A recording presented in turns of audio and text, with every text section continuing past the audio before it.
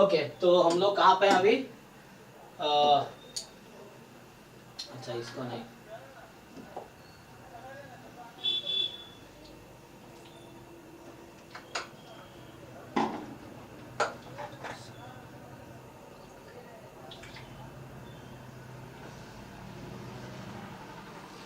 कोई नहीं, अभी हमारा यही टॉपिक स्टार्ट होगा यहाँ पे, है ना।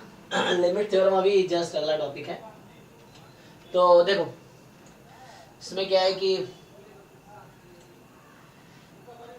तो हमने ये थ्योरीज कर लिए, इसके कुछ क्वेश्चंस करते हैं। थ्योरी तो लास्ट क्लास में करा दिया था, क्वेश्चंस करवाता हूँ।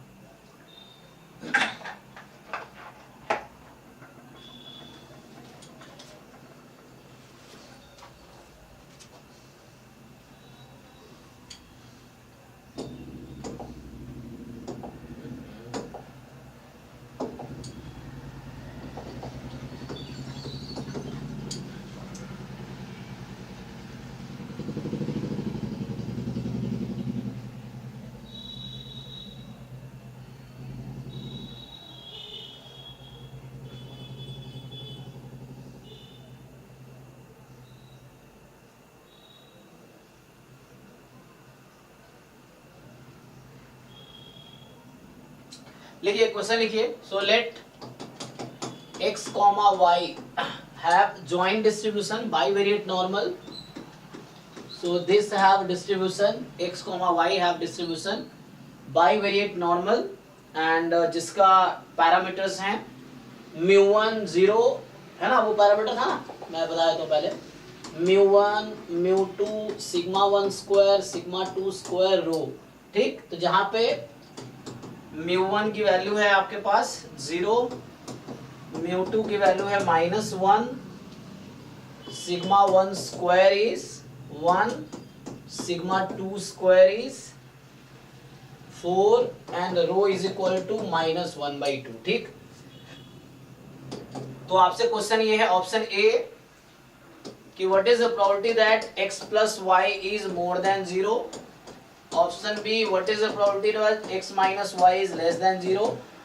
Option see what is the probability, है ना, या बोल सकते हैं x लेस देन y, यहाँ पे आप ये लिख सकते हैं कि what is the probability that x less than y and what is the probability of x plus y more than 0 given 2x is equal to y। ठीक है ना, इस तरह क्वेश्चन अभी जैम में आया है, 2022 में भी आया हुआ है क्वेश्चन। एंड द डी है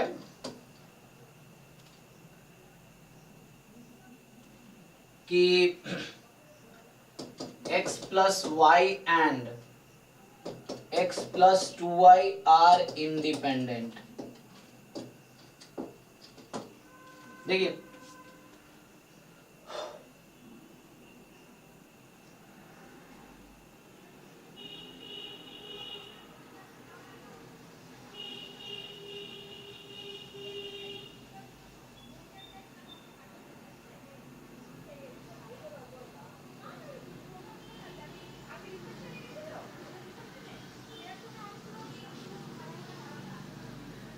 एक मिनट यहाँ चेंज करता हूं मैं, 7x plus Y and x plus 2y are independent. चलिए, सो ट्राई कर सकते हैं आप, या मैं सॉल्व करना स्टार्ट करूं या वेट करूं?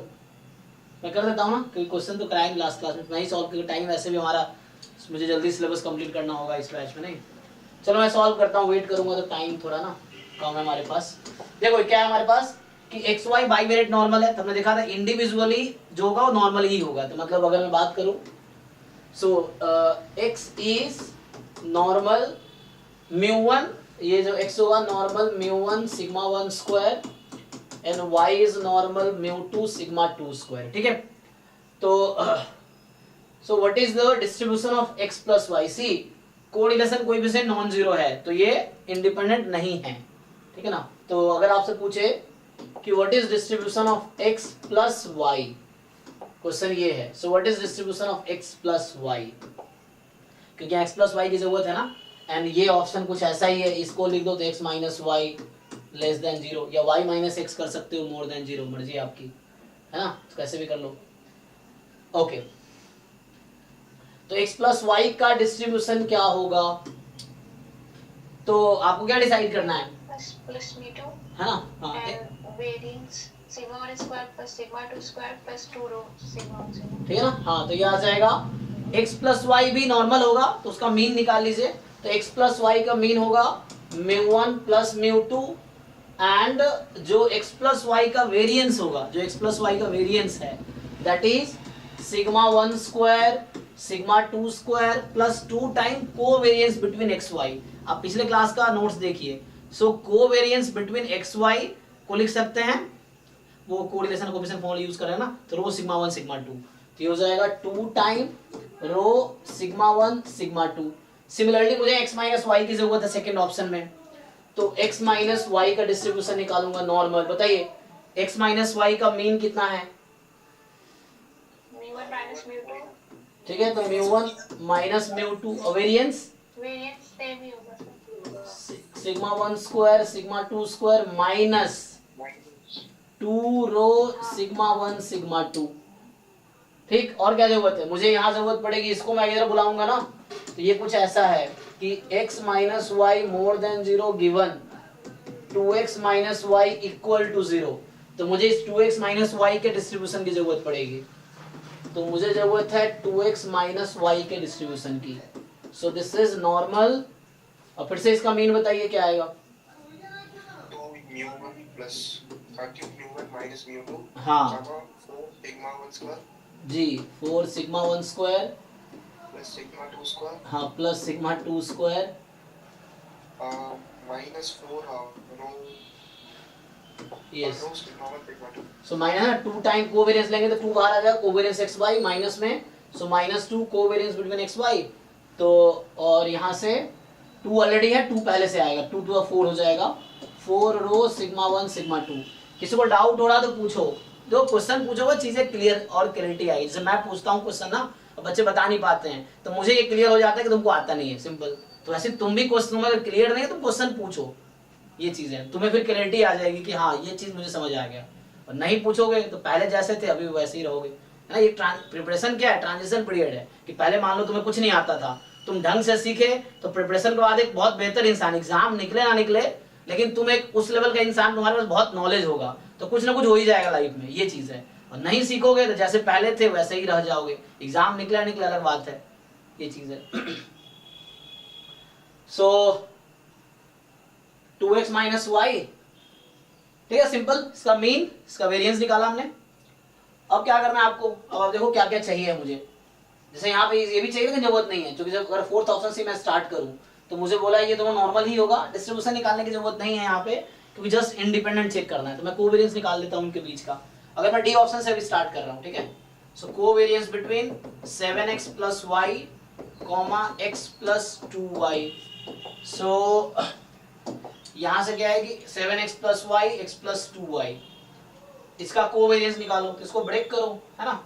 सो covariance between 7x comma x, है ना, ऐसे मतलब ब्रेक कर देंगे जस्ट डायरेक्टली। तो plus covariance between 7x comma 2y and plus covariance between 7xx 7x2y y comma x and covariance between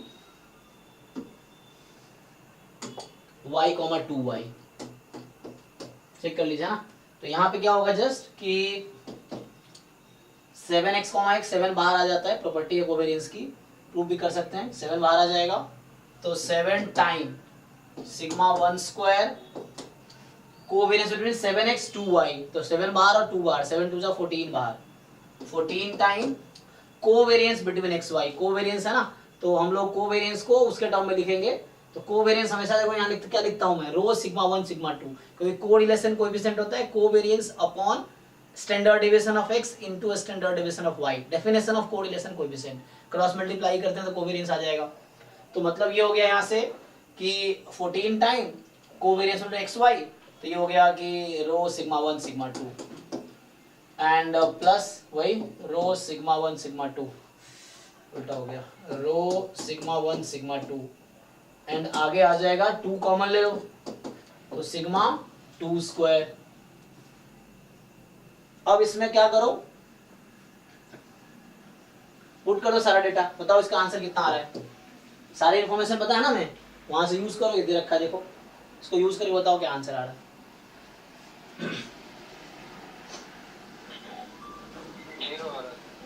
zero आ गया।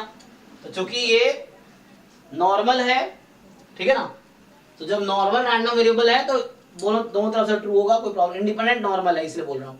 सो X Y are independent normal, तो इसका ये लीनियर कॉम्बिनेशन भी नॉर्मल ही होगा, नॉर्मल है ही।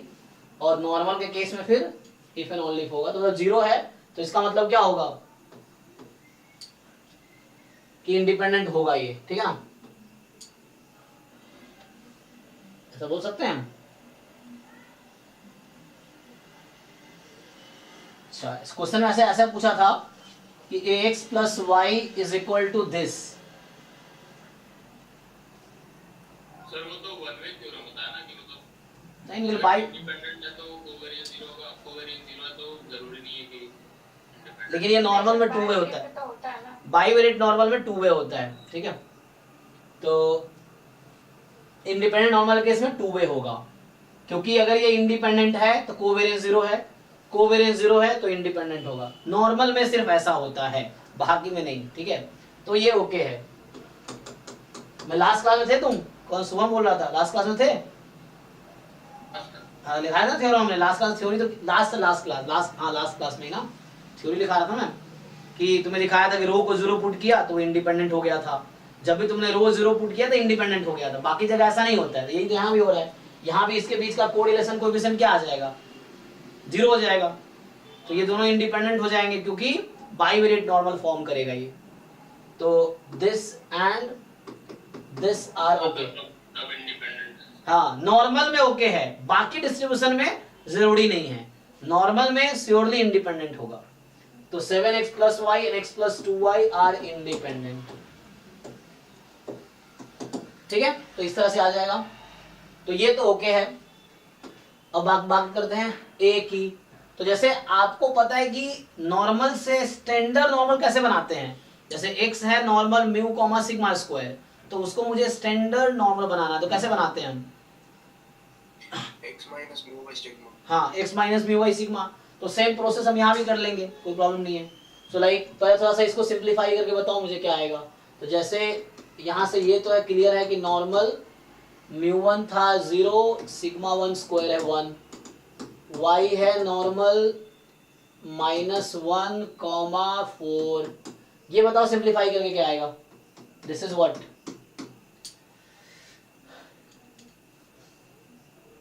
ये ना, मतलब इसका डिस्ट्रीब्यूशन क्या है, x प्लस वाई का डिस्ट्रीब्यूशन क्या है, x माइनस वाई का क्या है। ये डेटा पुट करो, इसमें डेटा दे रखा है वहां पे, you just put that values. x plus y is -1, 3, okay, next, and x minus y कितना, चेक कर लो एक बारी, सही से कैलकुलेशन करो।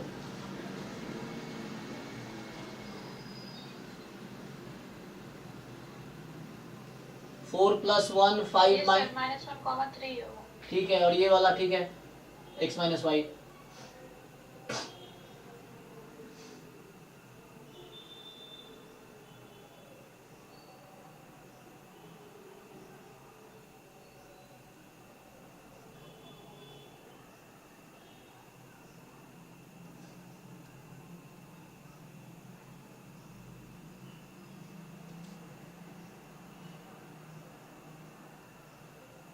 ठीक है ना, ये चलो आगे। तो देखो अब इसको सेम प्रोसेस में कंटिन्यू करना चाहिए, मुझे फाई देना पड़ेगा तुम्हें, नहीं फाई की वैल्यू चाहिए तो फाई के टर्म में आ जाएगी, कोई दिक्कत नहीं है। तो हमसे ऐसा पूछा है यहाँ पे कि पहला ऑप्शन जो है कि probability x plus y more than 0, ये पूछा है ना।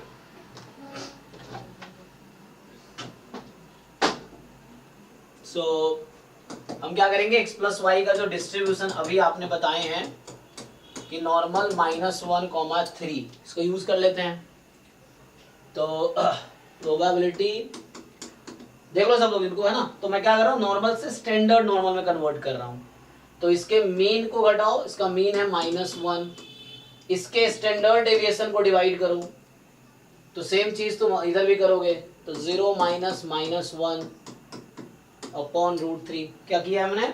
सो हमें पता है कि x अगर normal mu comma sigma square होता है तो x minus mu by sigma normal 0 1 होता है ना, ये रिजल्ट है। तो ये यूज किया मैंने अभी, तो यहाँ से ये वाला क्वांटिटी तो z बन गया। So probability z more than, ये आ गया 1 बाई रूट 3। सो ये आ जाएगा 1 minus z less than equal to 1 by root 3, और z के CDF को हम 5 बोलते हैं, जो आपको एग्जाम में गिवन होगा वैल्यू ये हो गया। ऐसे ही दूसरा बी ऑप्शन में था सिमिलर है, x minus Y less than 0, मतलब x लेस देन y था। अब यहाँ डबल इंटीग्रेट करने की जरूरत नहीं है, क्योंकि डबल इंटीग्रेट मतलब तुम यहाँ पे करना बहुत मतलब इम्पॉसिबल टास्क है, वैसे समझ लो, क्योंकि इंटीग्रेट करने के लिए बहुत सारे तुम्हें वो करना पड़ेगा, मतलब जैसे प्रूफ आया ना वैसे, तो उतना बहुत टाइम टेकिंग होगा। तो यू जस्ट यहाँ पे ये नहीं सोचा। बाकी क्वेश्चन हम क्या करते थे, जैसे अभी आज ही कोई भी क्वेश्चन आता हम क्या करते हैं, सिंपल PDF है तो डबल इंटीग्रेशन करो इस रीजन पे। अब ये बाईवेरिएट नॉर्मल में डबल इंटीग्रेशन नहीं करेंगे, क्योंकि PDF बहुत कॉम्प्लिकेटेड है। तो आपको जब भी नॉर्मल का क्वेश्चन है तो उसको स्टैंडर्ड नॉर्मल में ही लाना है, और 5 वैल्यू गिवन होगी वहां पे। तुम्हें 5 वैल्यू क्यों दी जाती है? इसी कैलकुलेशन से बचने के लिए, जो उतना कॉम्प्लिकेटेड सा एक्सप्रेशन आएगा इंटीग्रेशन में, उससे बचने के लिए। तो ठीक है, तो x माइनस वाई का डिस्ट्रीब्यूशन क्या है यहाँ पे 1 7, करो सेम चीज। सो x माइनस वाई, तो आप क्या करोगे, x माइनस वाई में से घटाओ 1 और इसको स्टैंडर्ड डेविएशन से डिवाइड करो, तो ये हो जाएगा less than x minus y में, ठीक है ना, 1 घटाया तो 0 माइनस 1 बाई रूट 7। तो ये आ गया तुम्हारा probability capital Z less than minus 1 by root 7। तो इसको लिख सकते हो 5 माइनस 1 बाई, ना ये तुम ऐसा भी लिख सकते हो 1 माइनस 5 1 बाई रूट 7। ये 5 क्या पता ना, 5 is the CDF of normal 0 1।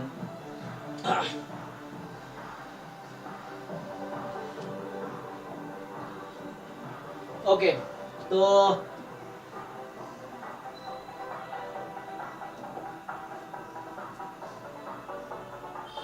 इसको डाउट है तो ये ऑप्शन उसी तरीके से आएगा। 5 में मैं लिख देता हूँ 1 माइनस 5 1 बाई रूट 3, 1 माइनस 5 यहाँ 7 होगा। चेक कर लो भाई, किसी को डाउट है तो बताओ।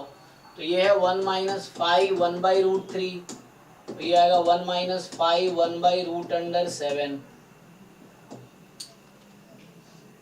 ठीक, अब बच गया थर्ड ऑप्शन। थर्ड में क्या है, x plus y more than 0 given, देखो 2x बराबर y है, मतलब मैंने 2x minus y equal to 0 किया।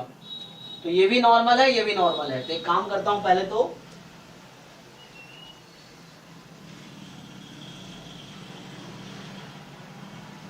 देखो इसको सॉल्व करते हैं। तो x plus y more than 0, 2x minus y equal ना,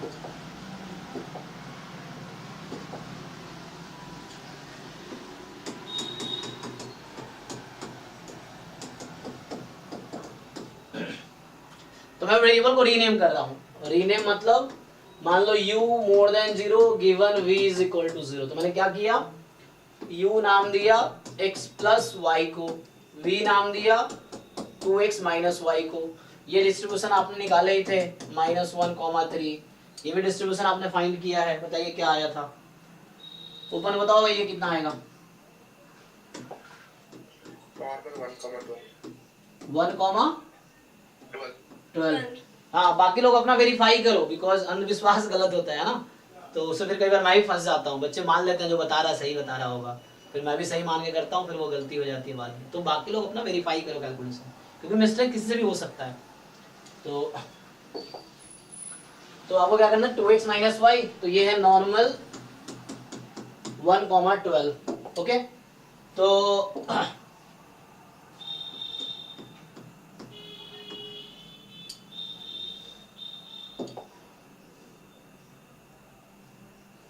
ठीक है। तो अब क्या करना है मुझे, अब आपको पता है कि what is distribution of u given v। आपको याद है लास्ट क्लास में लिखा था u v is equal to small v बोल दूं मैं. So what is conditional distribution of normal? तो u भी तो नॉर्मल ही है, तो कंडीशनल डिस्ट्रीब्यूशन क्या होगा इसका? याद है ना, नॉर्मल क्या था? मीन. हाँ U bar plus rho of sigma U by sigma V. V bar minus V. है ना. सो यहाँ से mu v minus v, right. This is the mean. मतलब यू वी का टर्म लिख रहा हूँ इसलिए मैं ऐसा लिख रहा हूँ. So mu u plus rho time sigma u by sigma v, mu v minus v. Mu is the mean and variance. What is the variance? sigma mu square 1 minus rho square. 1 minus rho square sigma square किसका? पहले वाले का, u का. Remember this rho is different than the given rho. वो given रो क्या था? जो question में गिवन रो था, तो अभी मैं इसको मैं रो स्टार बोल देता हूँ अभी के लिए. सो तो रो जो ये क्वेश्चन में गिवन था मेरा, जो रो क्वेश्चन में था -1/2 is the correlation coefficient between x y था. And this row star we are using for UV. Okay, so this row star जो मैं यहाँ यूज कर रहा हूँ, that is correlation coefficient between U and V that we have to calculate separately. पहले तो ये कैलकुलेट करो, बाकी तो पता ही है ना. So mu U is this -1, mu V is this. मतलब mu1 mu2 करे कर दो, कोई दिक्कत नहीं है. So if you want you can take है ना mu1 mu2 sigma 1 square sigma 2 square. But remember this row is the new row. That row ये यहाँ पे जो यूज करूँगा that will be correlation coefficient between UV not XY. तो मुझे एक पार्ट और पूछना चाहिए था इसमें. हाँ ये जो यहाँ पे लिखा हुआ है mu v minus v, yes. इसमें पिछले वाला जो फॉर्मूला लिखवाया था आपने हाँ पिछली क्लास में, उसमें उल्टा लिखवाया था. पहले v माइनस. अच्छा हाँ वही होगा. आई थिंक यहाँ गलत लिखा मैंने, तो चेक कर लो एक बारी. v माइनस म्यू वी होगा. अच्छा एक बार याद करो, है ना. तो जैसे हमारे ठीक है ना. हाँ यहाँ गलत लिख दिया. So v minus mu v. Okay.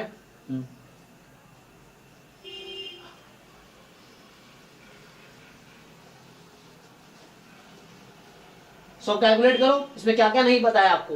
अभी रो कैलकुलेट करो पहले तो, this rho star, and then बाकी चीजें तो चलो यहाँ पे पता है. ये गिवन भी यहाँ 0 है ना. तो ये देखो u more than 0 v is 0. तो ये जो स्मॉल v है वो अभी 0 हो जाएगा. एंड वो तो चलो मैं कन्वर्ट कर लूंगा. First you calculate this. बताओ इसका डिस्ट्रीब्यूशन क्या है, नॉर्मल में क्या आ रहा है. सो ये नॉर्मल में क्या आ रहा है, क्वेश्चन ये है. अपना अपना कैलकुलेशन करो सब लोग एंड बताओ कि u given v is equal to v का डिस्ट्रीब्यूशन क्या आएगा.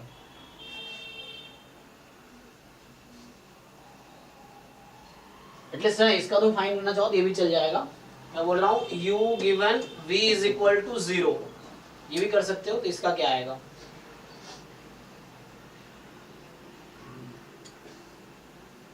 थोड़ा सा आसान क्वेश्चन पहले लिखना चाहिए था, नहीं पहले डिफिकल्ट क्वेश्चन लिख दिया. तो कैलकुलेट करो आराम से, बताओ.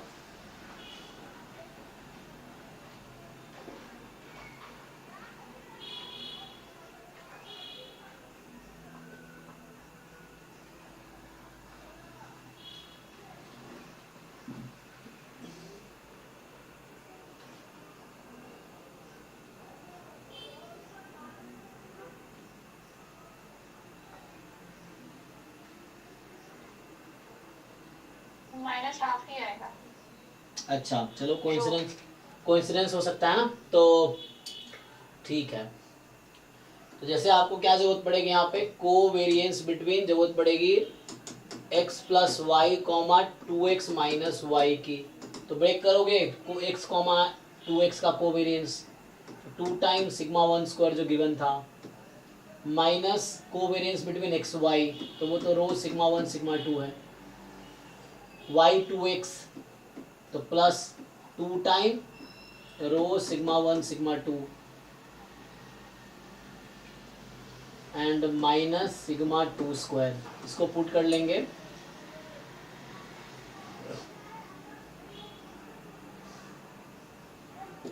तो सिग्मा 1 स्क्वायर क्या था, just it was 1, sigma 2 square is 4, तो 1 तो ये 2 हो गया, ये 4 माइनस 4 इसको लिख दिया, फिर ये plus rho minus 1/2 sigma 1 sigma 2 1 2, तो ये माइनस 1 ही आ जाएगा टोटल।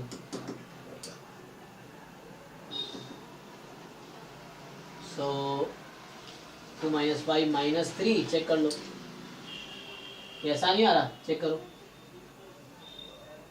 ये आ रहा है। ठीक है ना। तो ये तो आ गया कोवेरिएंस। अब को रिलेशन निकालना है मुझे, तो है ना, तो मुझे रो स्टार के लिए को रिलेशन चाहिए। तो अब क्या करना है, rho star is the correlation coefficient between x plus Y and 2x minus y. तो x प्लस वाई और 2x माइनस वाई के बीच का जो कोवेरिएंस है वो होगा -3 अपॉन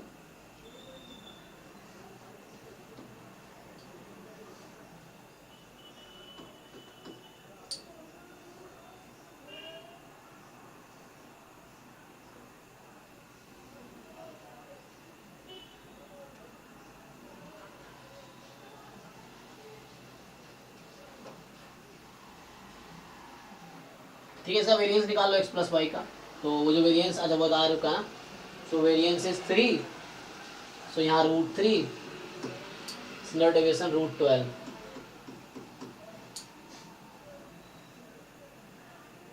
-1/2 आ रहा है। ठीक है ना, सेम ही आएगा। तो बढ़ते 36 6, तो -1/2 ही आ गया। तो चलो ये कोइंसिडेंस है यहाँ पे कि x और y का जो कोरिलेशन कोएफिशिएंट था एंड जो x प्लस वाई एंड है ना, इन दोनों का सेम ही आया correlation coefficient, 2x minus y और x प्लस वाई का सेम ही कोरिलेशन कोएफिशिएंट आ गया। ओके, तो यहाँ पे प्रॉपर्टी भी तो यूज कर सकते हैं ना, जैसे correlation coefficient is unaffected by change of origin and change of scale. हाँ, तो ये हमेशा सेम ही आएगा, बस वो साइन का होता है।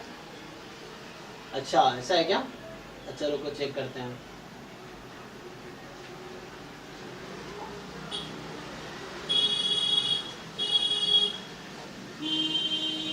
यूज तो कर सकते हैं, आप सही कह रहे हैं, तो उसको सोच सकते हैं उसके बारे में।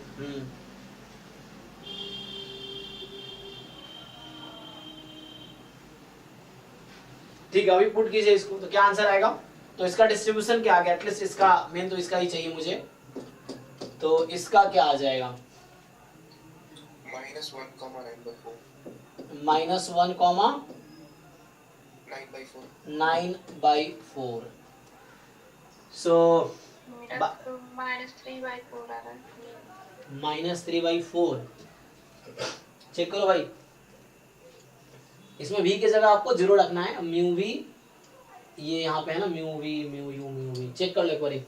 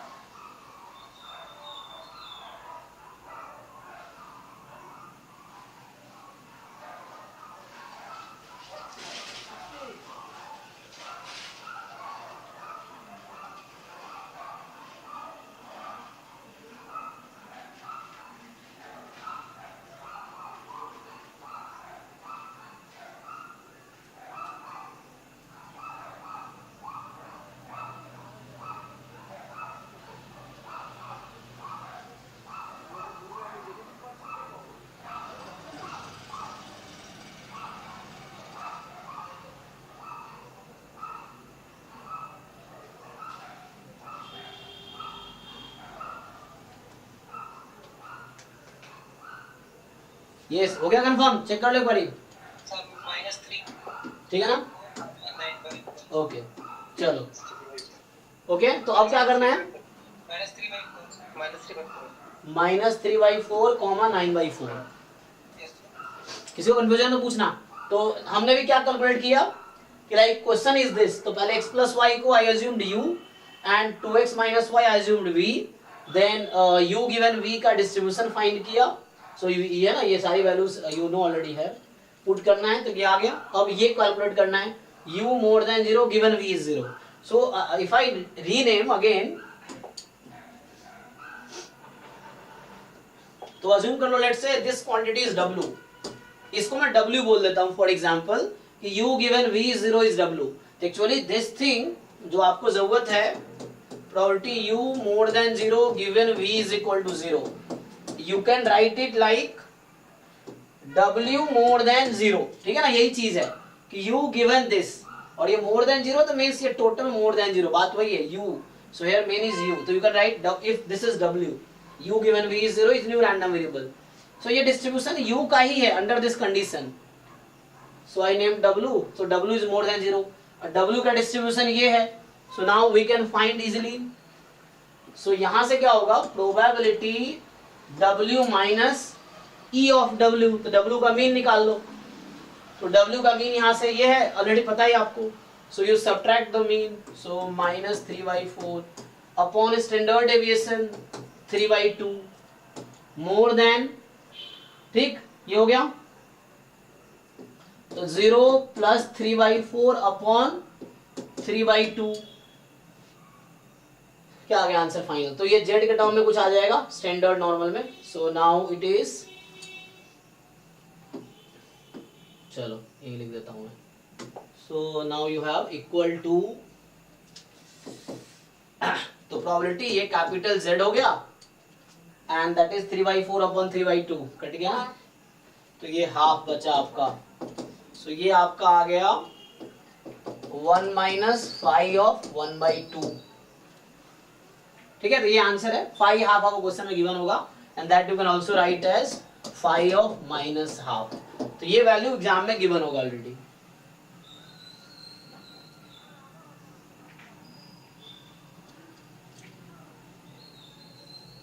तो किसी को डाउट है तो बताओ। तो ये 5 ऑफ माइनस हाफ है ना? तो इसका आंसर जो आया, हमने कैलकुलेट किया 5 of minus half,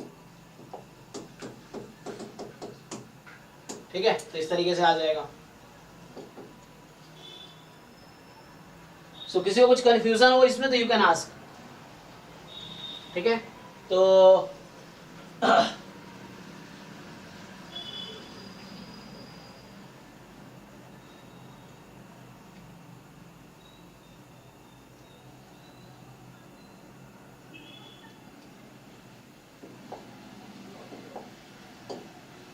next question देखो फिर।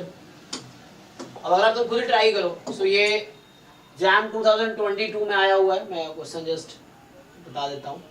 इस साल भी ऐसे आया होगा, देखना पड़ेगा कौन सा है, बायोरेट नॉर्मल का। किस ईयर का पेपर खुला हुआ है ये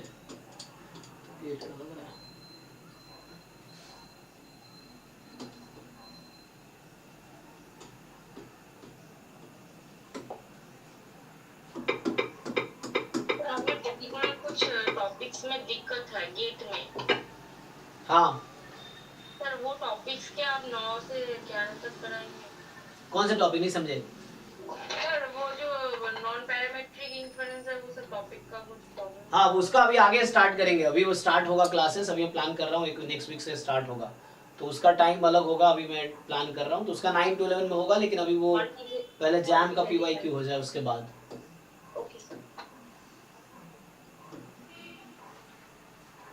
सो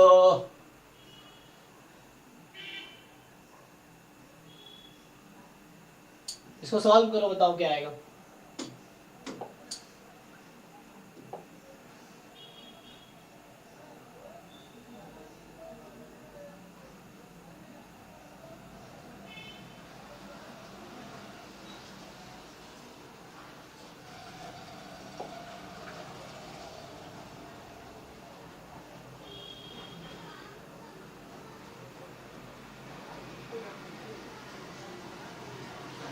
सो आप लोग सॉल्व कीजिए, इसका आंसर बताइए। अभी सॉल्व किया हमने, you solve similarly and tell me the answer.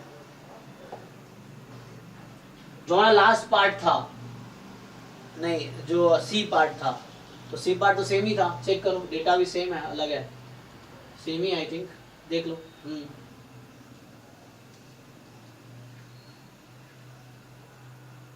So you calculate in the similar way, जैसे हमने अभी एक क्वेश्चन किया है, मतलब 4 पार्ट था वहां पे।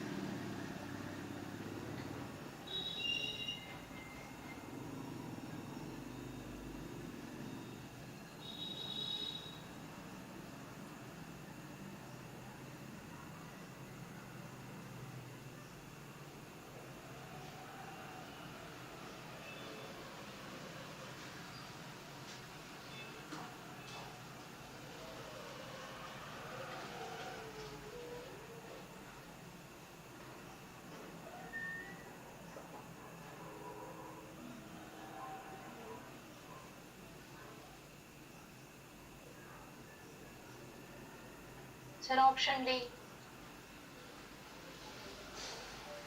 ओके हाँ, बाकी लोग मेरा से वही है। सिमिलर ही है ना। तो पिछले में क्वेश्चन सॉल्व किया था कि डेटा सेम ही है, जो डेटा मैंने गिवन था वही डेटा यहाँ भी है। x प्लस वाई का डिस्ट्रीब्यूशन आपने ऑलरेडी फाइंड कर रखा है, 2x माइनस वाई का डिस्ट्रीब्यूशन ऑलरेडी फाइंड कर रखा है आपने।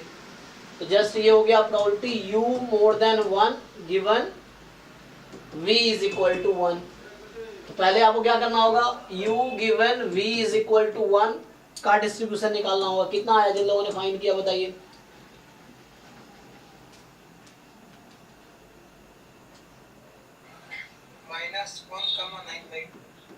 -1,9/2 4। ओके तो रो कॉमन, ये रो कॉमन है या चेंज हो रहा है? रो कॉमन है। हाँ वो तो पहले भी मैंने रखा था, ठीक है। तो अभी फाइंड कर लो। यहाँ मैंने जैसे कहा था कि ये w है मान लो, so this question reduces to w more than 1, तो अब हो गया इससे, है ना। सो जस्ट आप इसको सब्ट्रैक्ट कर लो, w minus it's mean upon 3/2, so 1 minus minus 1 upon 3/2, तो ये आ जाएगा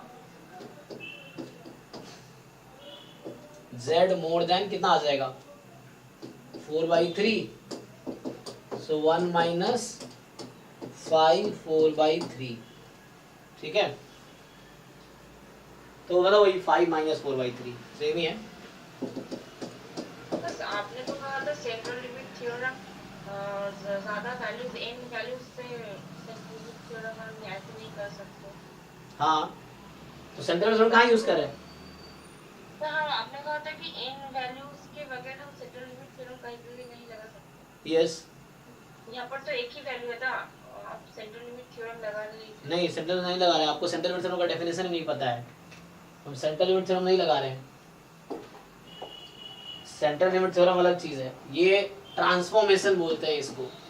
जो हमने यूज किया वो ट्रांसफॉर्मेशन है, ये थ्योरम है। अभी वही थ्योरम्स आपको क्लियर। सिग्मा नॉर्मल 0 1 हाँ वो पता है। हाँ सो ये transformation is not central limit theorem, ये ट्रांसफॉर्मेशन है, ठीक है। सो ये है सेंट्रल लिमिट थ्योरम में सैंपल साइज n इंफिनिटी को अप्रोच करने चाहिए, there should be a sample size, तो वो होता है वो एक अप्रोक्स, ये ट्रांसफॉर्मेशन है। एक अप्रोक्सीमेशन भी होता है कि x is binomial n, p, n is large, so n is large then x can be treated as normal np and npq, तो इसको बोलते हैं अप्रोक्सीमेशन। ये था ट्रांसफॉर्मेशन, ये है अप्रोक्सीमेशन, है ना। या x अगर पॉइजन थीटा है या पॉइजन लैम्डा है, अगर लैम्डा लार्ज है तो x can be treated as normal lambda comma lambda, तो ये है अप्रोक्सीमेशन। सेंट्रल लिमिट थ्योरम कुछ और है। सेंट्रल लिमिट थ्योरम ये होता है कि आपके पास सैंपल है IID with PDF suppose small fx, या जिसका डिस्ट्रीब्यूशन कोई भी डिस्ट्रीब्यूशन है, सो IID है, ठीक है ना। तो x bar minus mu sigma by root n that converges in distribution to normal 0 1। इसको और ओपन करके लिखोगे तो मतलब इस क्वांटिटी का CDF जो है, इस क्वांटिटी का CDF जो होगा वो स्टैंडर्ड नॉर्मल के CDF के इक्वल है ना। बुक में आप देखते होंगे ये ऐसा लिखा होता है कि limit n tends to infinity probability x bar minus mu sigma by root n less than equal to x is equal to 5x, ये है सेंट्रल लिमिट थ्योरम। तो यहाँ n होना चाहिए और n इंफिनिटी को अप्रोच करने चाहिए, और n यहाँ पैरामीटर नहीं सैंपल साइज होना चाहिए। यहाँ सेंट्रल लिमिट थ्योरम नहीं लग रहा है n, ये n पैरामीटर है और ये वाला n सैंपल साइज है ना। जो भी डिस्ट्रीब्यूशन है इसका मीन म्यू है और वेरिएंस सिग्मा स्क्वायर है।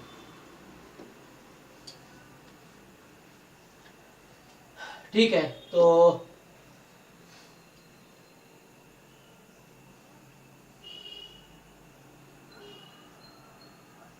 ग्रुप में एक क्वेश्चन पोस्ट किया है, देख जी। तो बाकी क्वेश्चन ट्राई करो तुम लोग मल्टीवेरिएट और उस पे मल्टीनोमियल डिस्ट्रीब्यूशन और उस पे, ठीक है। तो ये तो कंपैरिजन बेस्ड है ना। क्या बोल रहा है कि PDF of bivariate normal given by, तो इसमें सिंपल आपको कंपैरिजन करना होता है। तो ये तो डायरेक्टली एक रिजल्ट होता है, मैं लिखा ही नहीं है ना। क्या होता है वो लैम्डा e की power minus 2x square plus 3xy plus 4y square, क्या है आगे माइनस 7x माइनस 11y, है ना। और x रियल नंबर है यहाँ पे, y भी रियल नंबर होगा। तो इसको PDF से वो कीजिए, इसको कंपेयर। तो क्या इसको फ्रेम कर सकते हैं आप ऐसा? इसमें सर रो की वैल्यू निकालना है।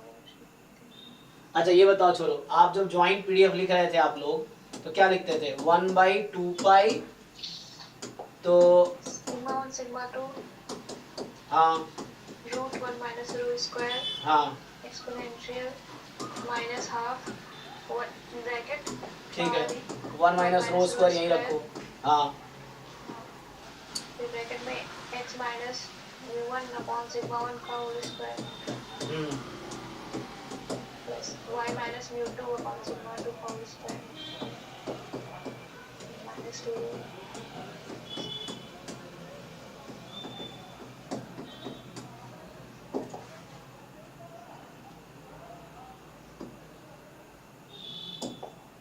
देखिए, तो यहां से अगर आप पूछोगे xy का कोएफिशिएंट क्या बनेगा, यहाँ से यहाँ पे xy का कोएफिशिएंट क्या है, मैं ये पूछ रहा हूँ। What is coefficient of x y from here, इसको ओपन करो, कोएफिशिएंट ऑफ एक्स वाई यहाँ पे जब आप मल्टीप्लाई करें एक्स वाई को सिग्मा 1 सिग्मा 2 आएगा साथ में, x upon sigma y upon sigma 2, तो x y upon sigma 1 sigma 2 rho है, तो मतलब अभी जो आपके पास है वो क्या है, -2 रो सिग्मा 1 अपॉन, ये रहेगा ना एक्स वाई के साथ, एक्स वाई के साथ क्या, मैं ये पूछ रहा हूँ आपसे, यस सर। और बाहर क्या है, इसको जब खोलेंगे तो एक्स वाई के साथ क्या आ रहा होगा, -1/2 टाइम 1 माइनस रो स्क्वायर। हालांकि मैं फॉर्मूला इस पे डायरेक्टली इसको ओपन करेंगे ना, तो डायरेक्टली इसको ओपन करके ऐसा बना सकते हैं आप, तो वो हम कर सकते थे, मैं लिखा नहीं है ना, सो वो तो कंपैरिजन करना है जस्ट। तो ये है आपके पास एक्स वाई का कोएफिशिएंट, और आपके पास क्या है एक्स वाई का कोएफिशिएंट, इसको ओपन कर लीजिए पूरा, -3। हाँ -3, इसको इक्वेट कर दीजिए आप, तो क्या आएगा, एक बार चेक कर लीजिए, यहाँ -2 था ना, ठीक है, और वहाँ -3 है, तो हमारे पास माइनस माइनस प्लस हो जाएगा।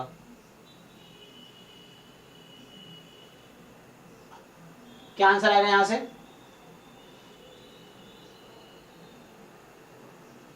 Rho upon rho square into sigma 2 3। तो एक इक्वेशन यहाँ से आई, और वैसे ही एक्स स्क्वायर का कोएफिशिएंट देख लो, वाई स्क्वायर का कोएफिशिएंट देख लो, वैसे दिख जाएगा आपको। एक्स स्क्वायर का कोएफिशिएंट क्या बनेगा यहाँ से, यहाँ से एक्स को खोलेंगे तो आप एक्स स्क्वायर का कोएफिशिएंट यहाँ से A square plus B square plus 2ab ना, सो 1/ρ1 स्क्वायर यहाँ बनेगा, और बाहर ये है, इसको जस्ट कंपेयर करना है आपको, और वहां एक्स स्क्वायर का कोएफिशिएंट कितना है,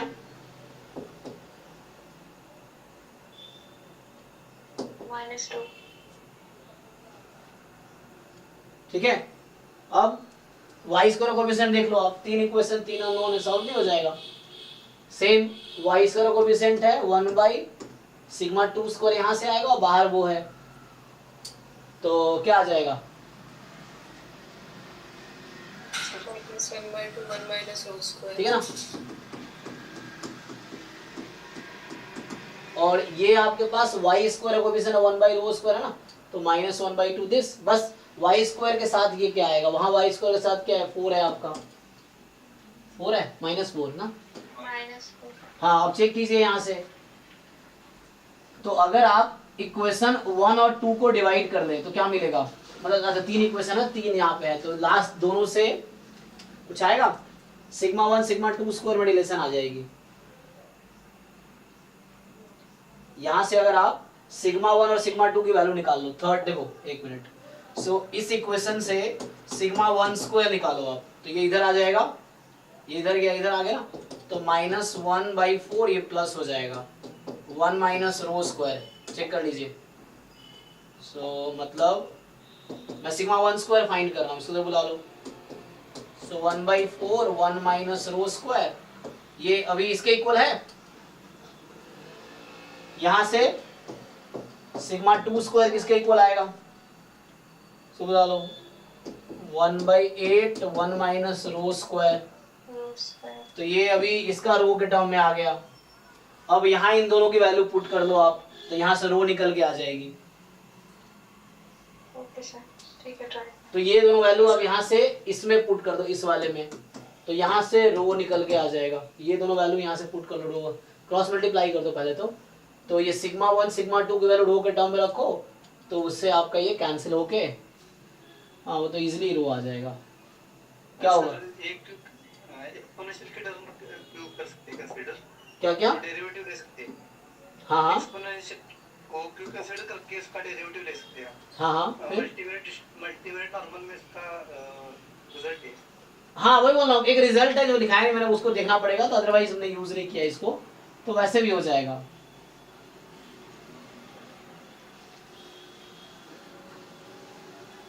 डिफरेंशिएट करके भी देख सकते हैं आप, हाँ उससे somehow you have to compare, है ना, या इसका मैं इस पे एक दो क्वेश्चंस करवा सकता हूँ, क्योंकि ये ऐसे एग्जाम में इस पे आया नहीं क्वेश्चन, बट बाहर बाकी एग्जाम्स में आते हैं, IAS में आते हैं ये सारे क्वेश्चन, सही, तो एग्जाम में आया नहीं बट आ सकता है, तो आपको सॉल्व करना पड़ेगा। तो यहाँ से रो आ जाएगा, यू जस्ट पुट इट, यहाँ से sigma 1 square into sigma 2 square की वैल्यू कितनी हो जाएगी, मल्टीप्लाई कर लीजिए, तो 1/8 4 जा 32 1 माइनस रो स्क्वायर का स्क्वायर हो गया ना, तो रूट ले लेंगे तो ये कट जाएगा, तो वहां से कैंसिल हो जाएगा easily.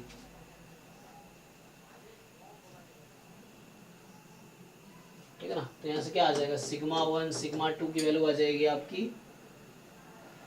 1/√32 times 1/1 minus rho square, ये आ जाएगी ना।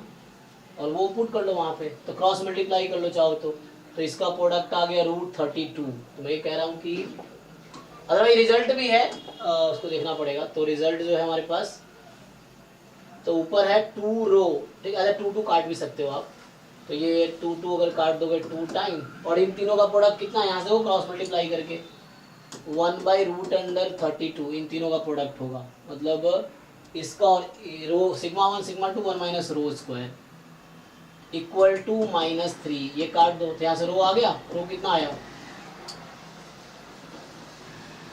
-3/4√2 है ना, तो -3/√32, √32 को है ना ब्रेक कर सकते हो, सो 4√2, ये रो आ गया आपका।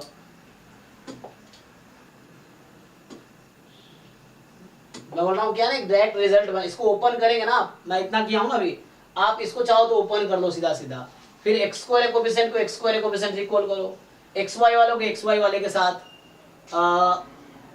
एक वाई स्क्वायर को वाई स्क्वायर के साथ, और अब म्यू रह गया निकालना। देखो अब जो ही मेरा रो आ गया, तो रो आ गया तो यहाँ से सिग्मा 1 स्क्वायर भी आ गया ना, सिग्मा 1 स्क्वायर आ गया, सिग्मा 2 स्क्वायर आ गया यहाँ से, क्योंकि रो की वैल्यू आ गई।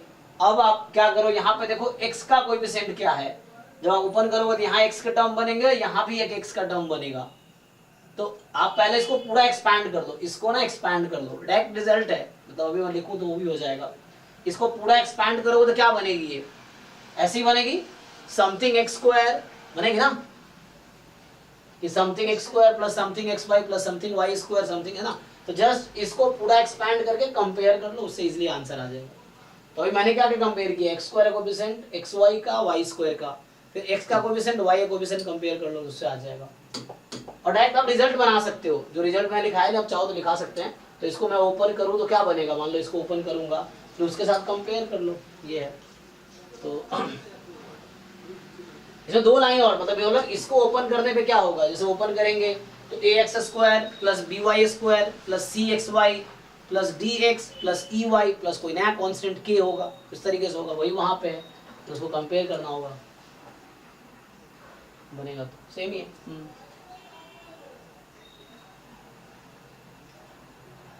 इसमें कांस्टेंट टर्म क्या आएगी, यहाँ पे अगर आप देखो कांस्टेंट टर्म एक आएगी ना, तो वो कांस्टेंट टर्म यहाँ बनेगी, ओपन करके पूरा एक्सपैंड कर दो, एक्सपैंड करना पड़ेगा, इसको एक्सपैंड करके जस्ट कंपेयर कर लो, सारी वैल्यू आ जाएगी। तो यहाँ से क्या आएगा, μ1 आ जाएगा, μ2 आ जाएगा, सिग्मा 1 स्क्वायर आ जाएगा, सिग्मा 2 स्क्वायर आ जाएगा, रो आ जाएगा, ये सारी वैल्यू आ गई। तो आपको बाई वेट नॉर्मल मिल गया, आप जो भी पूछ रहा है वो देख लो, है ना। तो आपको क्या पूछ रहा है, ex प्लस ey, तो μ1 प्लस μ2 प्लस 3, तो उस तरह पूछ रहा है, तो उससे आ जाएगा।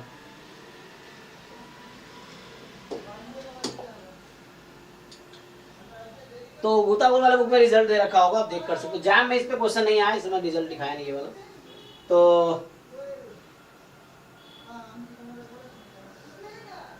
ठीक है ना, तो ये किसने भेज भी दिया शायद ना, देखो ये इसने डायरेक्टली सॉल्व करके भेज दिया है, ठीक है ना। तो डिफरेंशिएट कर लो सीधा सीधा, उससे भी दिख जाएगा।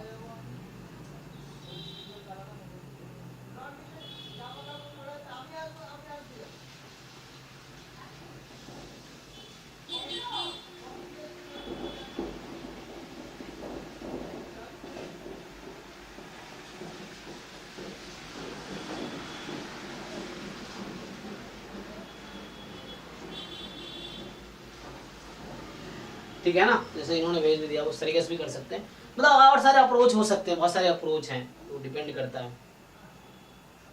ठीक है, तो अभी मैं क्या करता हूँ, तो और भी क्वेश्चंस देखो अगर आपके पास है कोई। समझ नहीं पा रही हूँ क्या सर, वो जो बोरल कैंटिलीलेमा है उसका कोई। अरे तो बोरेल कैंटिलीलेमा अभी थोड़ी चल रहा है, अभी बोरेल कैंटिलीलेमा अभी गेट के बैच में डिस्कस करें, गेट का मैं अलग से एक बैच अभी लॉन्च करता हूँ।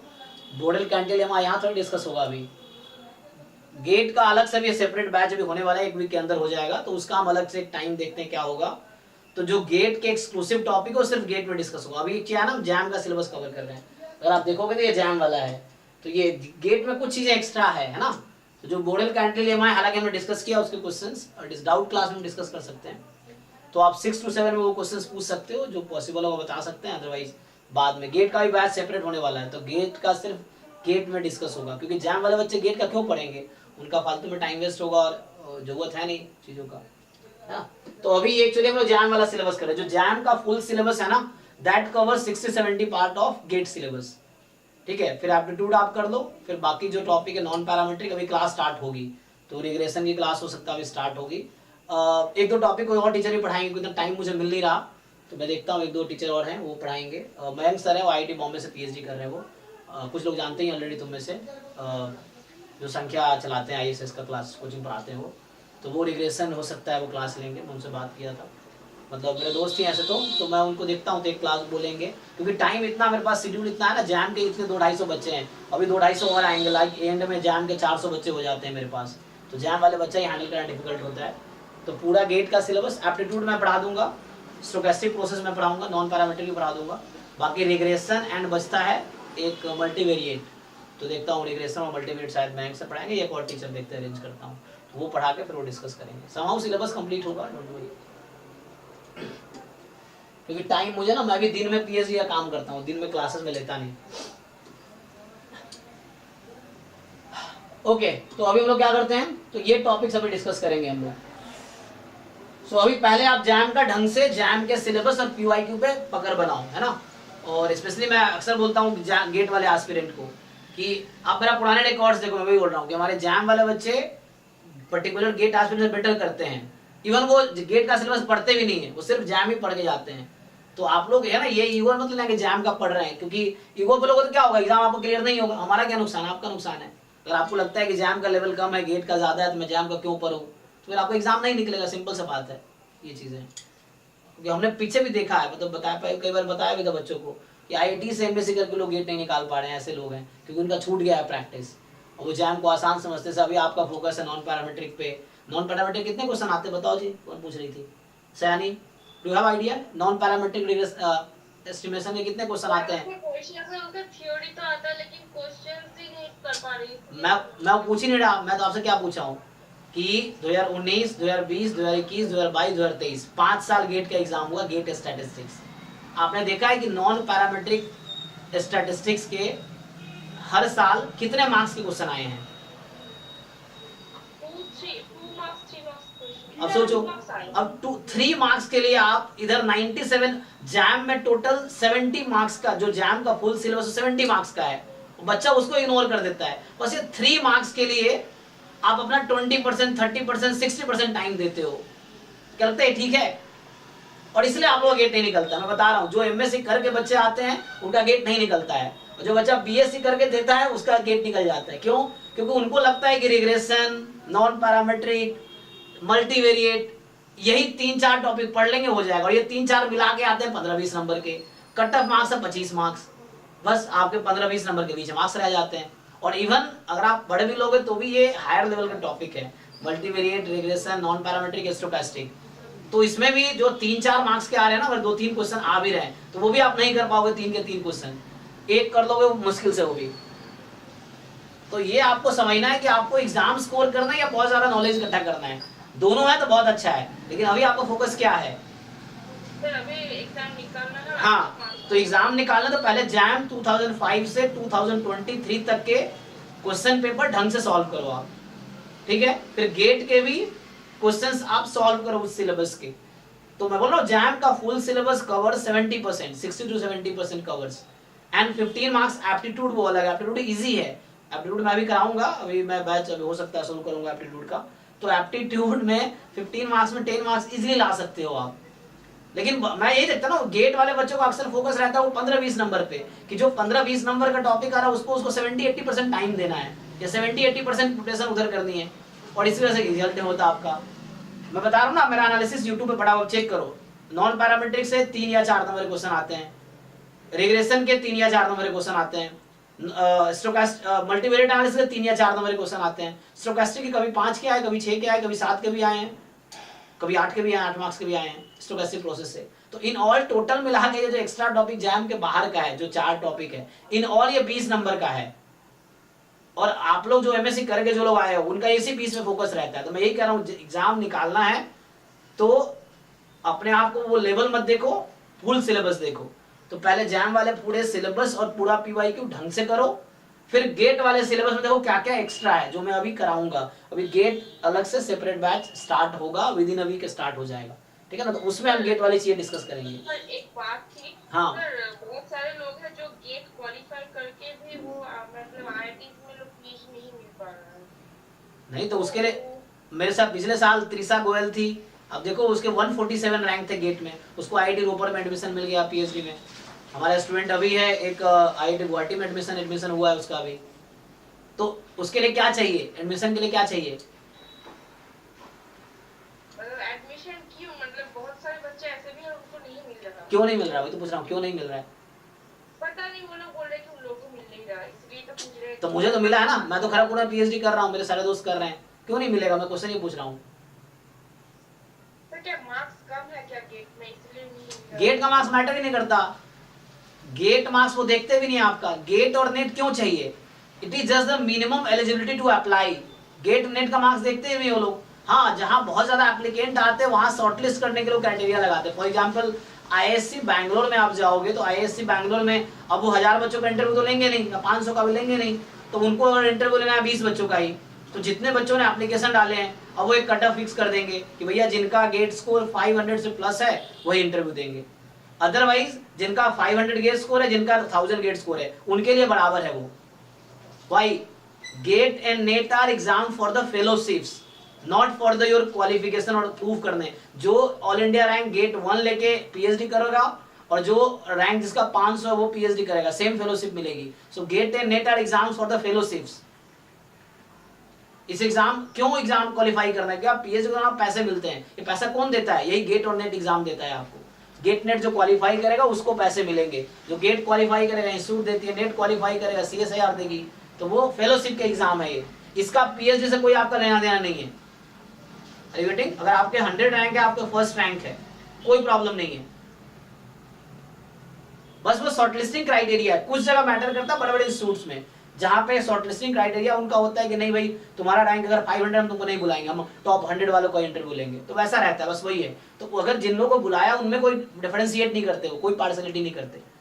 फिर वो इंटरव्यू डिसाइड करता है आपका एडमिशन होगा कि नहीं होगा। तो मैं पूछ रहा था क्यों नहीं होता? वो इसलिए उनका नहीं होता क्योंकि वो इंटरव्यू क्वालिफाई नहीं कर पाते। आपको जो इंटरव्यू में पूछा जाए, आपको अगर आंसर कर पाओगे, GATE and NET are not criteria to admission in the PhD, is not only criteria. मैं ये बोल रहा हूँ, अगर किसी का गेट नेट निकल गया थोड़ी एडमिशन हो जाएगा। एडमिशन तब होगा जब आप उनका इंटरव्यू क्लियर करोगे। ये अप्लाई करने के लिए मिनिमम क्राइटेरिया है। GATE and NET are the minimum criteria to apply. जिनके पास गेट नेट नहीं क्वालिफाई, अप्लाई नहीं कर सकता। अच्छा, आपने क्वालिफाई कर दिया, फिर अप्लाई करोगे, कोई जरूर थोड़ी एडमिशन मिलेगा। एडमिशन तब मिलेगा जब आप इंटरव्यू दोगे, उनको लगेगा कि आपके अंदर पोटेंशियल है पीएचडी करने की, फिर वो एडमिशन देंगे, नहीं तो नहीं देंगे। That simple. तो वो आपको वहां प्रूव करना पड़ता है इंटरव्यू में कि yes you have the potential to, है ना, डू पीएचडी।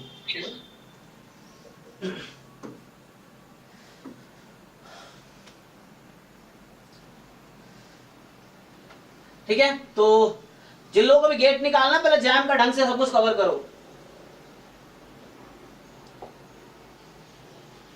नेक्स्ट, तो हम लोग कहां पे थे? तो अभी किसी को और डाउट है बताओ इसमें से? मल्टीनोमियल डिस्ट्रीब्यूशन या बाइवेरिएट नॉर्मल से रिलेटेड आपको कोई डाउट है तो आप पूछ सकते हो। पीवाईक्यू में या किसी बुक में आपने ट्राई किया हो तो आप पूछ सकते हैं। ठीक है,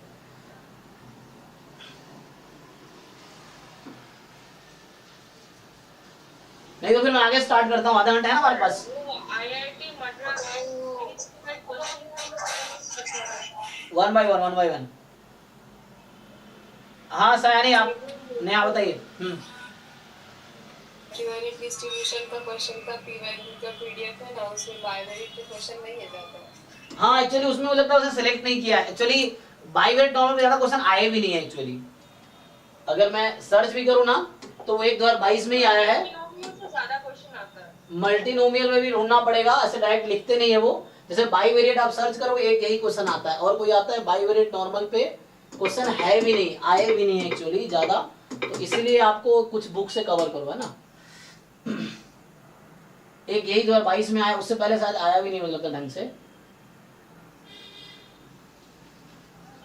जैसे एक ये क्वेश्चन है, तो ये तो चलो गेट का है, ये तब गेट में आया था, तो इसका भी कुछ एप्लीकेशन बेस्ड क्वेश्चन है, ये आपके जैम जैसा नहीं है।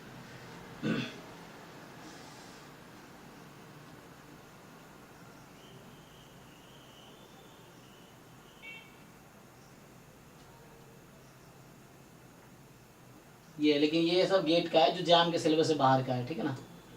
तो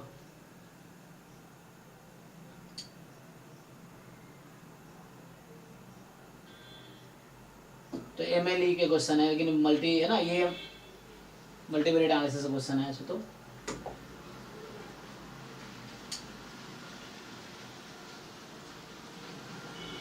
हाँ ये करो, ये जैम 2023 का क्वेश्चन है, चलो ये सॉल्व करो। तो जैम 2023 का है, तो अभी हमने क्वेश्चन सॉल्व किया ना, वही क्वेश्चन सिमिलर ही है। So let's solve this. तो इसके लिए क्या करो, बुक से कोई है ना, just go through some book, जैसे मैंने समझा दिया आपको कि क्या होता है, क्या रिजल्ट्स हैं। अब आप बुक पढ़ोगे समझ आएगा, फिर भी कोई ऐसी चीजें हैं, कोई डेफिनेशन है या कोई रिजल्ट है, कोई एग्जाम्पल है जो आपको नहीं समझ आ रहा, आप पूछो, ये चीज है। Just you go through books, पढ़ना बहुत अच्छा हैबिट होता है। आप कोचिंग पढ़ रहे हो, नहीं भी पढ़ रहे हो, बुक्स एडिशनल मतलब है, नहीं पढ़ो तो भी ठीक है, बट आप बुक से अगर जस्ट कोई बुक रेफरेंस लो तो उससे आपको बेनिफिट होगा। You read line by line, कोई बुक उठाओ जहाँ बाईवेरिएट नॉर्मल टॉपिक है या multi normal distribution, read line by line, definition समझो, एग्जांपल सॉल्व करके देखो, एक्सरसाइज है तो भी सॉल्व कर सकते हो आप, जस्ट नॉलेज के लिए। एंड देन पीवाईक्यू में देखो कैसे क्वेश्चंस आए, जो तुमने कराई दिए तो हो जाएगा। बस आपको एक कॉन्सेप्ट लेना, फिर बाकी जो अभी मॉक टेस्ट होगा या असाइनमेंट जो भी मिल रहे हैं आपको, उसमें मिलेंगे क्वेश्चंस इसके। गेट के लिए कौन कौन सी बुक्स मतलब रेफर करनी चाहिए? गेट्स के लिए किस टॉपिक का? ओवरऑल मतलब जैसे कुछ जैसे बेसिक थ्योरम्स वगैरह डायरेक्टली आ जाते हैं बेस्ड। देखो जैम और गेट का जो कॉमन सिलेबस है, बोल रहा हूँ जैम का जो सिलेबस है वो 60-70% है, तो जैम के लिए जो बुक्स वही गेट के लिए। वीके रवायत की आप देखो, गुप्ता का बहुत अच्छी बुक है, उसमें पढ़ो, लेकिन सेलेक्टेड सिलेबस के हिसाब से पढ़ो, सब कुछ मत पढ़ो। You see according to syllabus, syllabus पास में रखो, जो टॉपिक सिलेबस में है वही टॉपिक पढ़ो आप। एक बार आइडिया हो जाए, फिर प्रॉब्लम प्रैक्टिस करो। बहुत सारे प्रॉब्लम कहाँ से मिलेगा, ड्राइव में इतने सारे प्रॉब्लम्स हैं। अभी असाइनमेंट बन रहा है, अभी मैं एक बार सिलेबस कंप्लीट हो जाए असाइनमेंट भेजूंगा, जैसे भी 2 असाइनमेंट भेजे भी थे कुछ दिन पहले, 100 क्वेश्चन के, 100 क्वेश्चन का, उसको सॉल्व करो ना। देखो प्रॉब्लम सॉल्विंग स्किल डेवलप हो रहा है। अगेन आई एम सेइंग, आप में से बहुत सारे लोग जिनको ऑलरेडी सब कुछ आता है, जो मैं थ्योरी पढ़ा रहा हूँ आपको ऑलरेडी आता है, लेकिन आप फिर ये सरप्राइज होंगे एग्जाम क्यों नहीं निकलता, क्योंकि आपको प्रॉब्लम सॉल्व करना नहीं आता। थ्योरीज आपको आती हैं, आपको क्वेश्चन सॉल्व करना नहीं आता, तो क्वेश्चन सॉल्व करो तभी सॉल्व करना आएगा। ये चीजें कहाँ से सॉल्व करोगे, जितने टेस्ट हो रहे हैं सारे टेस्ट दो। अभी देखो आज भी जैसे 2 से 5 टेस्ट दिया था, कितने बच्चों ने टेस्ट दिया है, 15-20 बच्चों ने, 250-300 बच्चे हो गए। ये जब 500 बच्चे भी कुछ दिन में हो जाएंगे, आप देखना एंड तक दिसंबर में 500 बच्चे होंगे, तब भी उनमें से 100 बच्चा ही होगा जो सीरियस होगा, ऐसा है। सर इसमें रैंक जो है वो या तो शाम तक बताएं सर, 2 से 5 अगर नहीं फ्री है तो फिर वो। हाँ मतलब 1 दिन का टाइम देना चाहिए था उसको, आप टेक्स्ट है ना, जल्दीबाजी कर दी आज इसने, 1 दिन का टाइम देना चाहिए था इसको, कल वो करता तो उसको यार बोल दो एक बार है ना, एक कल के लिए ओपन कर देंगे। एग्जाम मतलब कितने दिन पर हर रोज होता है क्या? पोर्टल पे हर रोज एक टेस्ट अपलोड हो रहा है, वो तो है ही ऑलरेडी। गूगल फॉर्म पे अभी पीवाईक्यू टेस्ट हो रहा है, तो जो टेस्ट हो रहा है जैम का ही पीवाईक्यू है एक्चुअली वो। हाँ गूगल फॉर्म वाला है वो, गूगल फॉर्म वाला वो एक ही लोग, वही जयदीप जिनका नाम है वो। हाँ जयदीप है, आज उसने भेजा, चंदन ने भेजा था, वो है हमारी टीम में 17-18 लोग हैं, तो कल जयदीप पोस्ट के, जयदीप का एक्चुअली एग्जाम है, तो वो अभी नहीं बना था, अभी चंदन बना रहा है, तो चंदन को आप टेक्स्ट कर सकते हो, तो उसको है ना बोल दो कि थोड़ा टाइम दे दिया कर बच्चों को ना, तो टाइम दे देगा सही रहेगा कि है ना उसको। आप बोल दीजिएगा एक बार। हाँ मैं बोल देता हूँ। तो इसमें क्या है कि अच्छा जैसे आज वाले पेपर का कल डिस्कशन करोगे ना, जी, तो कल शाम को वो रिलीज कर देंगे। हाँ हाँ ये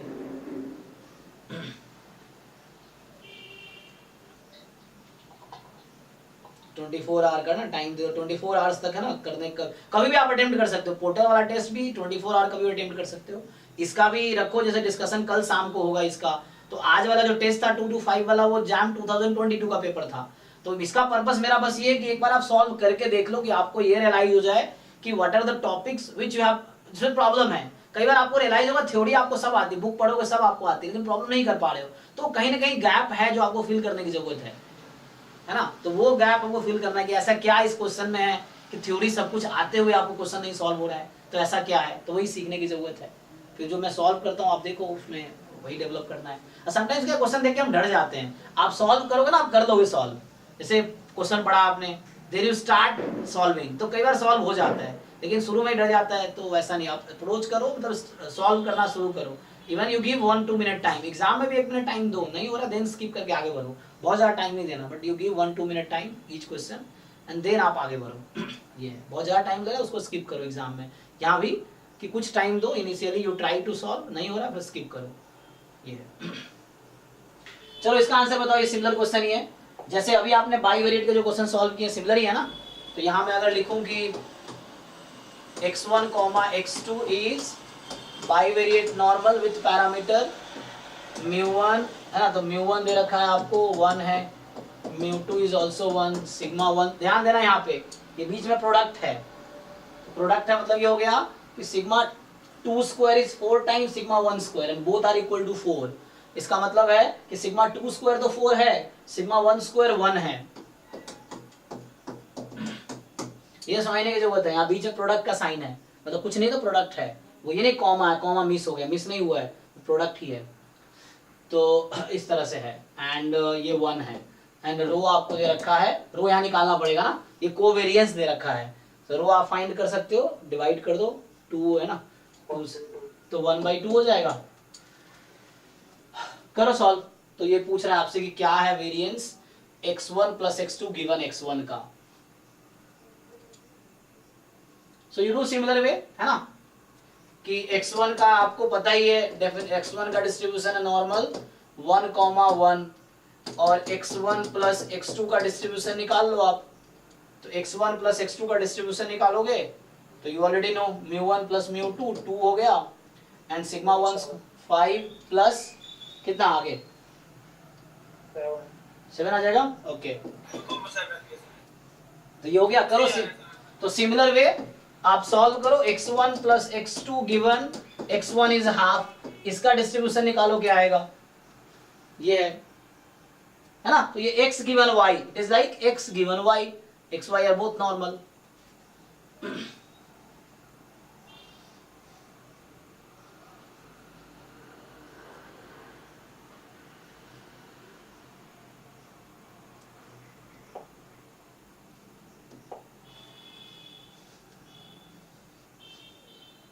सर इसका आपने फॉर्मूला लिखवाया था। ओके हाँ वो यूज करो, उससे हो गया सर 3 आया।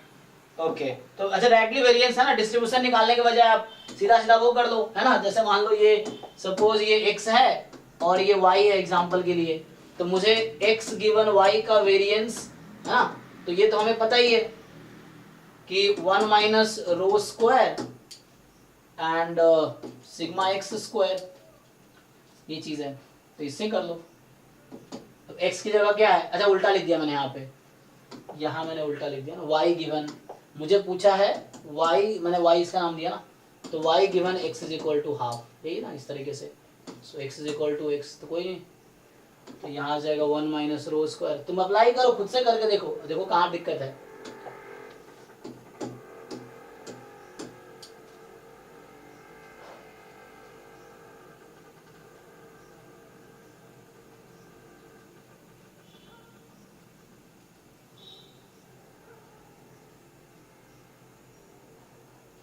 mean 2 minus root 7/8। अच्छा चाहे वेरिएंस पूछा ना, हाँ, वेरिएंस 21/4। चेक करो भाई बाकी लोग, क्या आपको 21/4 आ रहा है? सर वेरिएंस 3 आ रहा है। 3 आ रहा है, देखो कुछ लोगों का 3 आ रहा है, कहाँ डाउट है बताओ। 21/4 सर रो अलग आ रहा है ना, यहाँ x1 प्लस x2 और x1 का रो निकालना पड़ेगा। So you have to find the correlation coefficient between x, हाँ covariance between x1 and x1 plus x2, ये क्या होगा। So sigma 1 square is 1 plus covariance between x1 x2 उधर रखा है 1, तो ये 2 हो गया कोवेरिएंस। अब इन दोनों के वेरिएंस से डिवाइड करो तो जो ये रो स्टार है, यहाँ पे रो स्टार मतलब this rho star is rho between y and x, y and x मतलब x1 and x1 plus x2। तो इसको कोरिलेशन में कन्वर्ट करेंगे, dividing variance of x that is 1 and variance of x1 plus x2 that is 7, है ना। तो ये 2 by क्या हो जाएगा √7, है ना। So rho star is 2 by √7, correlation coefficient between this two. So 1 minus 4 by 7 and sigma y का स्क्वायर, सिग्मा y है आपका जस्ट 7, तो ये 7 हो गया, ठीक है। तो 3 बाई 7 × 7 3 आ गया। बाकी लोग चेक कर लो, डाउट है तो बताओ। तो चूंकि वेरिएंस ही पूछा है तो मुझे अलग से डिस्ट्रीब्यूशन निकालने में क्यों टाइम वेस्ट करेंगे, ये भी सही बात है ना। कि जैसे मुझे वेरिएंस पूछ लिया कंडीशनल डिस्ट्रीब्यूशन का, तो डिस्ट्रीब्यूशन मत निकालो, डायरेक्ट वेरिएंस का फॉर्मूला पता है मुझे कि 1 माइनस रो स्क्वायर, पहला वेरिएबल जो भी है उसका वेरिएंस।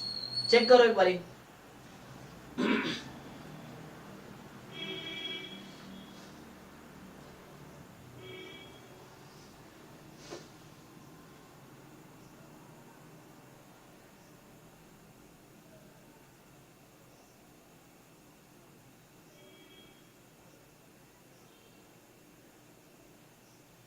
ओके, किसी को डाउट नहीं होगा इसमें, ठीक है। ये 2023 का जैम का था बाईवेरिएट नॉर्मल पे, ठीक है ना। सिलेबस जनरली यूनिफॉर्मली डिस्ट्रीब्यूटेड हो जाता है। किस टॉपिक ज्यादा क्वेश्चन आते हैं, एक्चुअली जो जैम का सिलेबस है ये है कि लाइक जो मैथमेटिक्स पोर्शन है 30 मार्क्स का है, जो प्रोबेबिलिटी पोर्शन है लिमिट थ्योरम तक वो अराउंड 35 मार्क्स का है, और लिमिट थ्योरम के बाद जो सैम्पलिंग, एस्टिमेशन और टेस्टिंग ये तीनों 35 मार्क्स का है रफली प्रॉक्स। ये 35 का मतलब प्रोबेबिलिटी 35 मार्क्स का, इन्फ्रेंस 35 मार्क्स का और मैथमेटिक्स पोर्शन 30 मार्क्स का, टोटल 100 मार्क्स का है। और ये जनरली यूनिफॉर्मली, ऐसा कुछ नहीं कि इस टॉपिक ज्यादा आते हैं इस टॉपिक से कम आते हैं। तो पूरा सिलेबस पढ़ो, पूरा पीवाईक्यू करो, 100% सिलेबस ढंग से करो।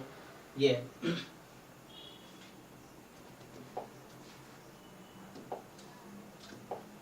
और कोई क्वेश्चन होगा नहीं याद है ना इस पे बाईवेरिएट नॉर्मल पे।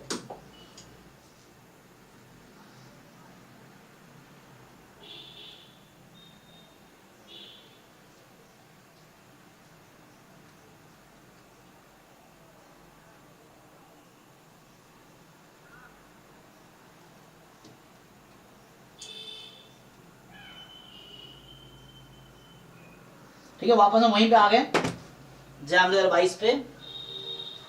तो ठीक है ना, तो ये भी कोई बात नहीं है, नेक्स्ट क्लास में कंटिन्यू करते हैं। तो अभी हमने आज ऐसे कुछ खास किया नहीं, आज हमने 2-3 क्वेश्चन ही किए हैं बस, है ना। तो हमने बाईवेरिएट नॉर्मल के कुछ क्वेश्चन सॉल्व किए हैं। आधा घंटा ही तो क्लास हुआ, आधा घंटा तो मतलब 1.5 घंटे को ना, तो ये सॉल्व किया है। हाँ जी जी जी, देखो जैसे क्या है, हमें क्या चाहिए था, ये x1 प्लस x2 और x1 है ना। तो covariance between x1 plus x2 comma x1, तो इसको खोलो आप। तो फॉर्मूला के हिसाब से x1 comma x1 plus x2 comma x1, ठीक। और सेम रैंडम वेरिएबल के बीच का कोवेरिएंस क्या होता है, वेरिएंस हो जाता है सिग्मा 1 स्क्वायर। और ये क्वेश्चन में दे रखा है मुझे x1 x2 का कोवेरिएंस क्वेश्चन में 1 दे रखा है, तो आपका ये 1 हो गया और ये खुद 1 था, तो 1 + 1 2 हो गया। तो 2 क्या आया, कोवेरिएंस। मुझे चाहिए था कोरिलेशन कोएफिशिएंट, तो इसको रो स्टार बोल रहा हूं मैं इसके बीच का। तो ये हो गया कोवेरिएंस अपॉन इसका वेरिएंस का रूट। तो इसका वेरिएंस हमने फाइंड कर रखा है ऑलरेडी कि x1 प्लस x2 का वेरिएंस 7 है, x1 का वेरिएंस 1 है, तो उसके वेरिएंस से डिवाइड करो, मतलब स्टैंडर्ड डेविएशन से डिवाइड करो वेरिएंस का रूट। तो √1 √7, तो 2/√7 आ गया, ठीक। ये हो गया।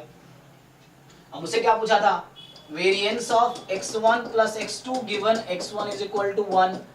तो मुझे तो पता है कंडीशनल डिस्ट्रीब्यूशन का वेरिएंस कि x गिवन y है, तो 1 माइनस रो स्टार का स्क्वायर इनटू जो पहला रैंडम वेरिएबल है उसका वेरिएंस, तो सिग्मा उसका वेरिएंस, वेरिएंस कितना था 7 था ना उसका, 7 है ना, पहले वाले का वेरिएंस 7 है। तो ये फॉर्मूला था, और पुट कर लो ये वैल्यू, तो ये 3 आ गया, ठीक। सर वैसे अगर देखें कोवेरिएंस x2 और x1 का जो है, तो सिग्मा 2 * सिग्मा 1 भी कर सकते हैं। हाँ हाँ, तो ये जो कोवेरिएंस है, तो यहाँ से कोरिलेशन हम निकाल सकते हैं ना, रो, यहाँ से रो निकालोगे तो 1 अपॉन, और इसका वेरिएंस यहाँ से देख लो, वहाँ मत देखो, ये देखो 1 और वेरिएंस 4, तो 1/√1 इंटू √4 कितना आ गया, 1/2 आ गया। तो ये रो क्या है, कोरिलेशन है x1 x2 के बीच का। और यहाँ पे तुम्हें जो पूछा है किसके बीच का कोरिलेशन कोएफिशिएंट चाहिए, x1 + x2 और x1 के बीच का। तो ये अलग है, ये रो x1 x2 के बीच का है। और यहाँ जो यूज होता है ये जिसका कंडीशनल ले रहे हो उसके बीच का है ना। जैसे अगर मैं ये लिखता फॉर एग्जाम्पल, अगर मैं लिखता कि variance of just x2 given x1, तो यहाँ मुझे कोई प्रॉब्लम नहीं है। तो अगर ये क्वेश्चन होता, so this is just 1 minus rho square, not rho star, rho square. क्यों, क्योंकि rho is the correlation between x1 x2।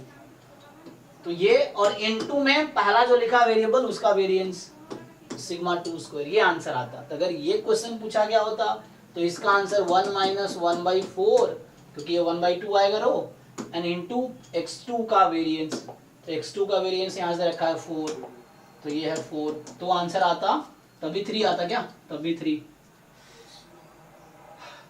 ठीक है, तो इस तरीके से है।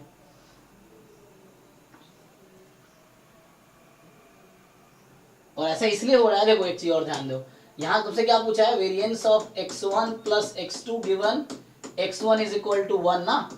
तो इसको मैं ऐसा सोच सकता था कि x1 को 1 रख दो, तो 1 + x2 गिवन x1 इज 1। तुम्हें याद है वो जो मैं लिख रहा था, एक बार याद होगा तुम, देखो जब मैं ये लिख रहा था, किसी को याद होगा जब बोल रहा था ना कि expectation of xy x into y given x is equal to x, तो इसको मैं क्या लिख सकता हूं, कोई बताओ, equal to what, E of x into E of y given x, y given नहीं x तो गिवन है, तो I will just take x out, this, क्यों, बिकॉज़ x इज गिवन, तो पुट कर दिया, बाहर निकाल दिया मैंने।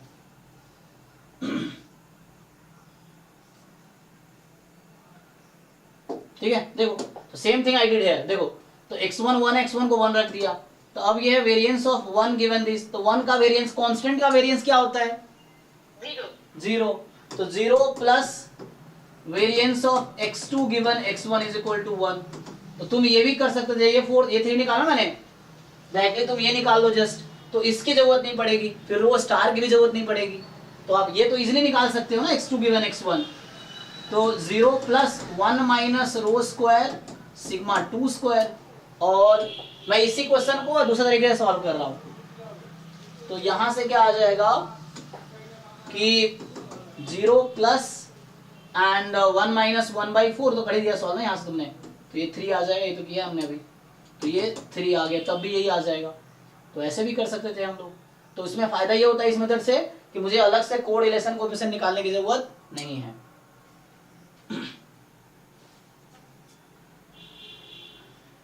चेक करो, यही सब स्किल चाहिए एग्जाम क्वालिफाई करने के लिए। डेफिनेशन बाइवेरिएट का सब पता है सबको, है ना, मेन क्वेश्चन सॉल्व करना आना चाहिए।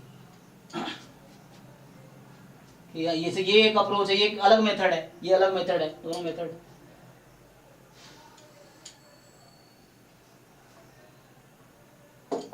ठीक है, तो अभी जो 9 to 11 अभी क्लास है, वो जैम 2023 में जो भी क्वेश्चंस आपके रहेगा जो सॉल्व नहीं हुआ है, अभी हम सॉल्व करेंगे। ठीक है, तो अभी आप मेक श्योर कि आपको जैम 2023 के सारे क्वेश्चन आते हों। तो एक काम करो, एक नोटबुक खरीद लो अलग से, तो उसमें 2023 के सारे क्वेश्चन सॉल्व करो, 60 के 60। फिर अगली बार कल 2022 के सारे क्वेश्चन सॉल्व करना, 60 के 60। एक भी क्वेश्चन ऐसा नहीं होना चाहिए जो आपको नहीं आते हो और जो आपने खुद से नहीं किए हो, मतलब, है ना। तो एक अलग से तुम चाहो तो नोटबुक में, पीवाई की नोटबुक, तुम सॉल्यूशन लिख लो और उसको तुम प्रिंट करवा के पब्लिश भी कर सकते हो, है ना। मतलब तुम एक ऑथर भी बन सकते हो चाहो तो हर पेपर का सॉल्यूशन लिखो और उसको टाइप करवा के बेचो मार्केट में, है ना, ये जूनियर को बेच सकते हो तुम चाहो तो। ठीक है, तो सॉल्व करो, मतलब ये है। हाँ ठीक है ना।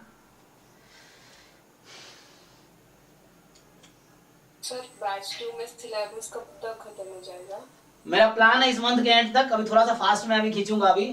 तो बाकी जिन लोग रिकॉर्डिंग, देखो रिकॉर्डिंग तो अवेलेबल है, आप चाहो तो मेरा प्लान है इस मंथ के एंड तक, अक्टूबर एंड तक, हो जाएगा, वो कर ही दूंगा कैसे ना कैसे, नहीं तो मैं फिर 6 to 9 कर दूंगा इस बैच को। अभी क्या चल रहा है 6 to 7 आउट ना, अगर मुझे लगेगा कि कंप्लीट नहीं हुआ सिलेबस तो ये 7 to 9 जो है 6 to 9 हो जाएगा, तो 6 to 9 चलेगा। वो भी चलेगा सर। हाँ लेकिन इस मंथ, हाँ तो इस मंथ के एंड तक सिलेबस कंप्लीट करना ही है क्योंकि काफ़ी डिले हो गया है ना। तो ये कि ठीक है इस मंथ के एंड तक हो ही जाएगा क्योंकि इंटीग्रल खत्म ही हो गया, कल इंटीग्रल की लास्ट क्लास होगी तो खत्म हो जाएगा, फिर वो है तो अभी 6 to 9 हो सकता है कर देंगे। एक बार सिलेबस खत्म हो जाए ना फिर दोनों जैम का बैच अलग, गेट का बैच अलग, वैसा हो जाएगा। फिर अभी सिलेबस कंप्लीट इस बैच का हो गया तो 6 to 7 डाउट क्लास चलता रहेगा, 7 to 9 JAM batch, 9 to 11 GATE batch, ये चलेगा। तो 9 to 11 में सिर्फ गेट वाले टॉपिक जो एक्स्ट्रा है वो चलेंगे, 7 to 9 जैम वाला चलता रहेगा, 6 to 7 कॉमन डाउट क्लास चलेंगी, ये रहेगा अभी। ठीक है तो इस मंथ के एंड तक हो जाएगा, कोशिश करते हैं, नहीं तो 6 to 7 करते हैं। चलो अभी के लिए 9 to 11 कंटिन्यू करते हैं। Thank you.